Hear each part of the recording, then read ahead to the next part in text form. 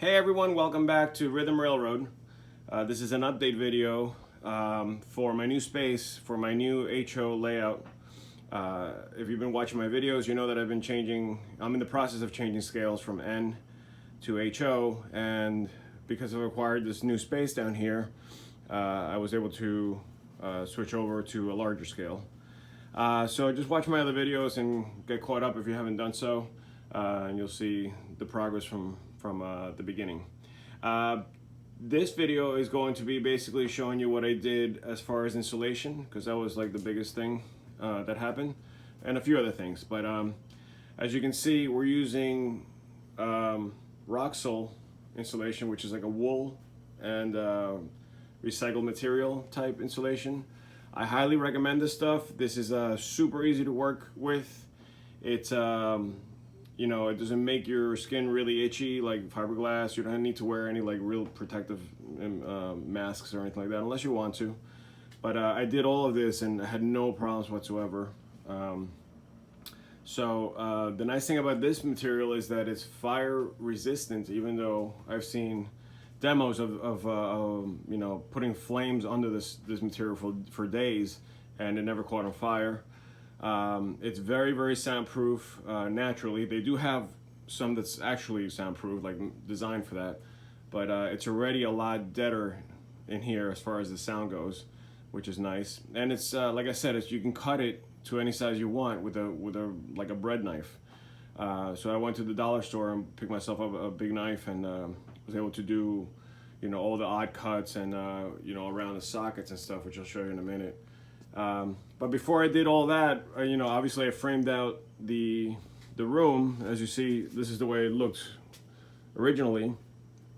Ran all the electrical work, put the sockets in with the wires inside, and then I also ran, because we're going to put a baseboard cast iron units down here that are about 4 feet long. So we did run the pecs through and then left the tail for where the radiator is going to go, and then continued, as you can see, around. Now it's inside the insulation, obviously. The other one's going to go back there. That's why you see the tail, and so on and so forth around the entire room. I didn't want to do baseboard like the traditional baseboard, because then I would have to run the whole perimeter of the basement with that baseboard, and I just don't like. I don't like it to begin with. So I'm a big fan of the cast iron, and we have that upstairs throughout the entire upstairs, and it holds heat really well. So we're going to do that. We are putting a sub panel in. I think the last time we spoke, I had just shown you the 150 over here, the long panel. But my electrician came over and he said, "Why don't you just put a sub panel in here so you can have a little more room for more circuits?" And obviously that's a great idea. Plus we're adding another two what do you call it, 220 lines, one's for a dryer and one's for central AC, not central AC, but a split unit AC compressor. So you need to run the orange wire, so he had to make a little more space anyway, so that's why we decided to do that. So that's new also. The Tyvek paper in the back, which you probably saw in the last video, is a moisture barrier. And what that does is it keeps the moisture coming from the concrete wall away from the insulation. And it also creates a little bit of an air channel back there, so it dries in case it does get wet. But most importantly, it avoids any mold growing on the insulation. I did see a video on vapor barriers, and apparently in New York, and correct me if I'm wrong because I'm about to decide whether I need a vapor barrier or not, they're saying in New York it's not a good idea to put a vapor barrier on the inside of the studs, meaning on top of the insulation now, because of the way the climate you know, changes here. Apparently vapor barriers are only for, on the inside, are only for the very northern states, where it's very, very cold, and you can create a problem with having the inside of the room very warm and the outside so cold that it develops condensation behind the plastic or behind the sheetrock. So apparently it's not as extreme in this area, so they actually they actually recommend that you don't put a plastic sheet and just let it breathe against the sheetrock so that it stays dry. So I think I'm gonna go with no vapor barrier for this, but if anybody has any input on that, please let me know. That's why the Tyvek paper was in the back of the insulation. Now over here, obviously I got to run the Tyvek over here now. That would be the next space. The only reason I haven't done it is because I still want to put a few more studs over there. The blue tape is where the wall is going to go for the laundry area. And if you saw my last video, I explained why I had this angled wall here. But this area is not going to necessarily be finished, but I do need the studs, especially here, so that I can mount all the laundry boxes and stuff like that. So we're probably just going to frame it out anyway, but not put any insulation or anything permanent here like sheetrock or anything like that. It's just going to be all exposed. And the reason being is that if anything goes wrong, most of the plumbing is inside this room. The filter, all the the splitters here, manifolds, and so on and so forth. So along with the boiler, if anything goes wrong, sorry about the fuzziness here, the blurry picture. If anything goes wrong, it's within this room, and we don't have to start ripping out sheetrock or anything like that. We're also leaving the ceiling exposed for the same reason. Once you get into the rest of the area, there's very few lines, with water that are in the ceiling. There's just one that runs around the entire perimeter through the outside, and that's it. So that's why we're able to put sheetrock in the rest of the basement where the layout's going to be. So as you can see, I left a few panels open, and the reason I'm doing that is because I still have to figure out, once I get the cast iron radiators, I have to figure out where to cut, where to put the elbow, how to anchor it so that it's not, forcing the elbow in any one direction. And then once I figure that out, then I'll put the rest of the panels that will cover that stuff. One little tricky thing that I ran into was this corner here, because I had to run it behind there, and this material is super strong.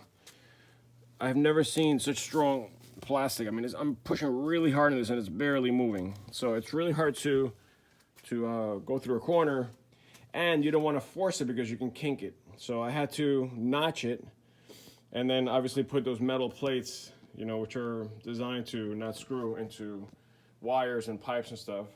But I had to do that to protect it from any sheetrock screws or anything like that. But it came out good.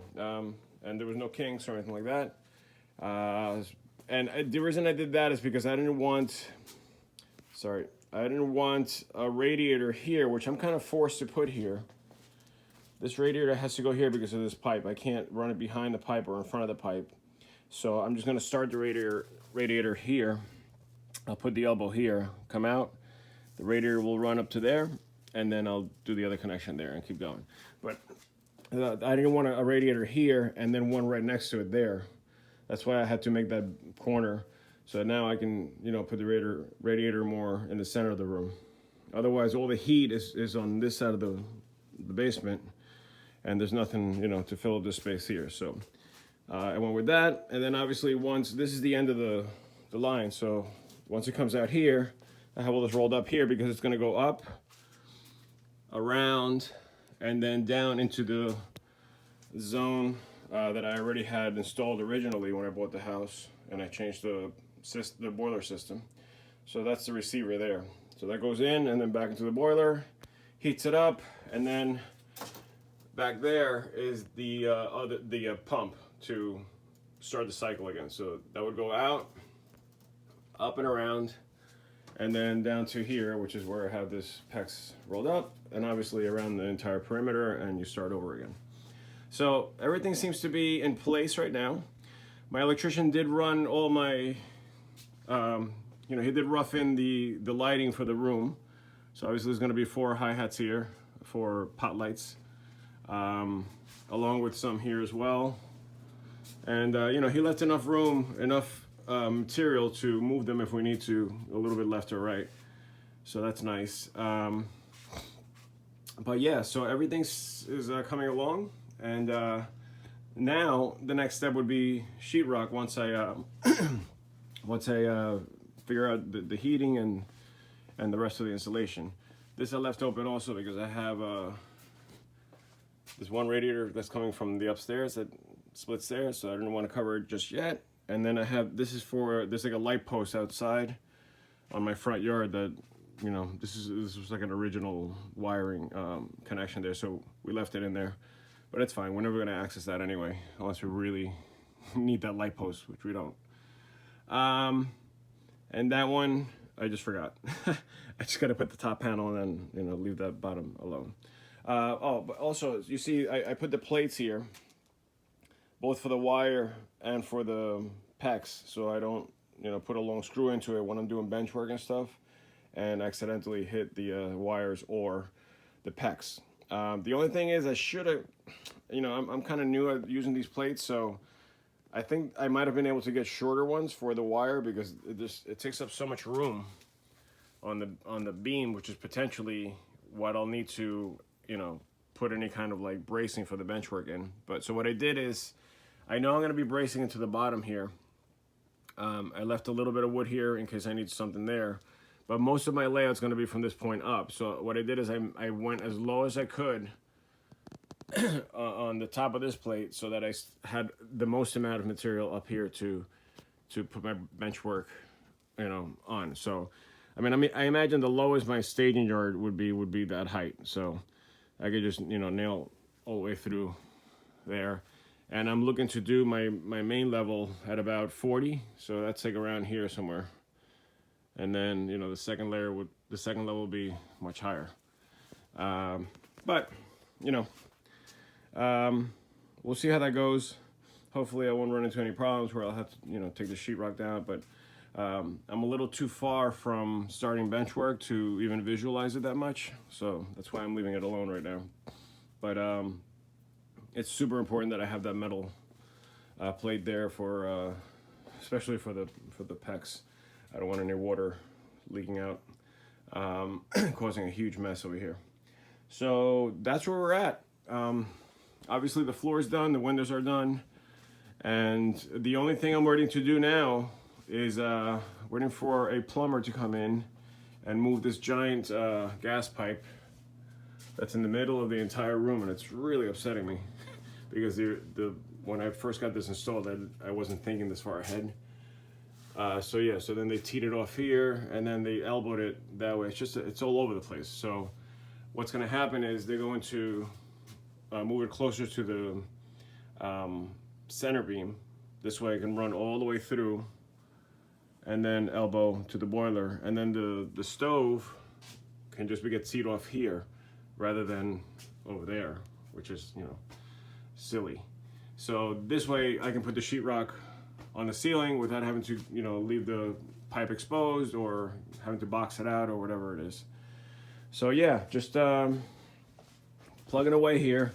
I'm a school teacher, and right now we're closed because of the coronavirus, as most or many districts are, just to be cautious about everything. So, you know, I'm here at home and I have my Google Classroom going, but at the same time I'm trying to just chip away at this while I have some time. If we go into quarantine, I'll definitely be working on this. I guess you know, there's nothing else to do. So that's where we're at. All right. So that's the update. It's March 13th, I believe, and I'll be putting in another update probably in about 2 weeks or so when I make a little bit more progress here. All right, until next time.